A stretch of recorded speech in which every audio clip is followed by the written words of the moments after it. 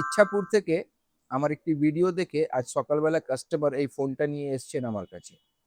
এই ফোনের মডেলটা হচ্ছে এটা রিয়েলমি X7 Max। ফোনে প্রবলেম, কাস্টমার যেটা রিপোর্ট করেছেন সেটা চলতে চলতে বন্ধ হয়ে গেছে। সেকেন্ড প্রবলেম, এর যে অন অফ যে বাটনটা আছে এটা অনেক দিন থেকেই বসে গেছে, এটা কাজ করে না।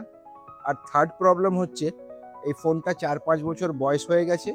এই ফোনের ব্যাটারিটা কাস্টমার কমপ্লেন করছেন যে উইক হয়ে গেছে, 3-4 ঘন্টা পরেই আবার ফোনের ব্যাটারিটাকে চার্জ করতে হয়। তো এতে কী প্রবলেম আছে সেটা আমি খুলে এটাকে চেক করছি। একটা জিনিস আমি এটা বলবো যে কাস্টমার ভাবছেন যে এই ফোনটা ডেড হয়ে গেছে, কিন্তু এমনটা না। কারণ আমি যখন এতে চার্জার ইনসার্ট করছি তখন এই ফোনটা ভাইব্রেট করছে। ভাইব্রেট যখন করে ফোন, তার মানে ফোনের power section more or less on আছে। এর ডিসপ্লেতে কেন আলো আসছে না? ফোনটা হাত থেকে পড়ে গিয়েছিল কি অন্য কোনো কারণ আছে? অতটা খুলে কাস্টমার বলেননি আমাকে। কিন্তু এর যদি ডিসপ্লে খারাপ হয়ে গিয়ে থাকে তাহলে আমি ডিসপ্লে পাল্টে দেবো। আর এর যদি কোনো রকমের কোনো মাদারবোর্ডে প্রবলেম হয়, কোনো লাইট সেকশনে, তাহলে আমি সেটা রিজলভ করার চেষ্টা করব। অলরেডি আপনি দেখতে পাচ্ছেন এর ব্যাটারিটা বোধহয় ফুলে গিয়ে এই পেস্টিংটা অলরেডি ছেড়ে দিয়েছে। এই ফোনের পাওয়ার বাটনটা, অন অফের বাটনটা কাজ করছে না, কিন্তু এর ডিসপ্লেতে যে ইন ডিসপ্লে ফিঙ্গারপ্রিন্টটা হয় সেইটা থেকে কাস্টমার এতদিন ধরে এই ফোনটাকে আনলক বা লক করছিলেন। ইচ্ছাপুর থেকে যিনি এই ফোনটা নিয়ে এসছেন ওনার নাম হচ্ছে পৃথ্বী বিশ্বাস। দাদাকে আমি অনেক অনেক ধন্যবাদ জানাই যে দাদা ভিডিও আমার দেখার পরে আমায় কল করেন এবং নিজের ফোনের সমস্যাটা আমাকে বলেন।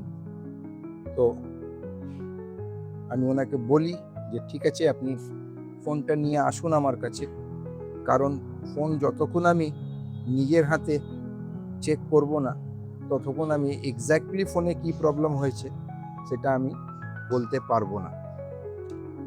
তো ঠিক আছে, স্টার্ট করি এর ডিসেম্বলিং এর কাজটা।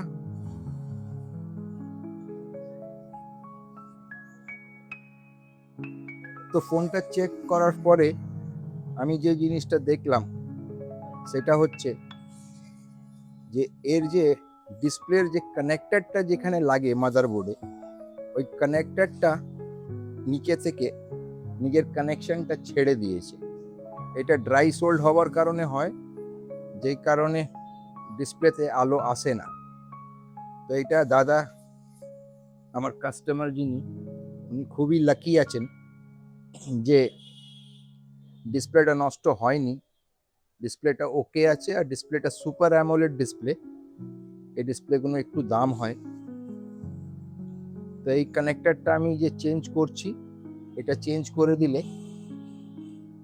100% এই ডিসপ্লেতে আলো আসবে।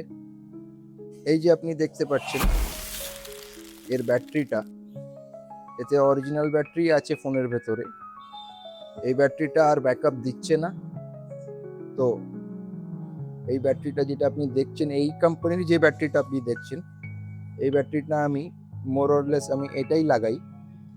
এই ব্যাটারিটা দুটো দামে আপনি আমার এখানে পেয়ে যাবেন। একটা হচ্ছে 900 টাকা আর একটা হচ্ছে 1300 টাকা। যদি আপনি নিজের ফোনের ব্যাটারি চেঞ্জ করাতে চাইছেন তাহলে অবশ্যই চলে আসুন আমার দোকানে। 900 টাকা থেকে আমার দোকানে ব্যাটারি স্টার্ট আছে। 900 টাকা আর 1300 টাকা, এটা একটা অ্যাভারেজ প্রাইস। এর ওপরে যদি আপনি অরিজিনাল ব্যাটারি চান তাহলে আপনি সেটাও পেয়ে যাবেন।